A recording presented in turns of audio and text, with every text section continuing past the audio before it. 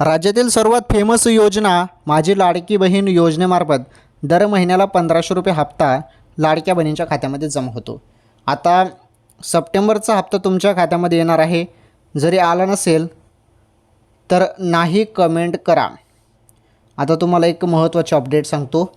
हप्ता जो आहे ना बहिणींनो, हप्ता कोणत्याही क्षणी तुमच्या खात्यामध्ये जमा होईल बरं आता, कारण वेळ झालेला आहे.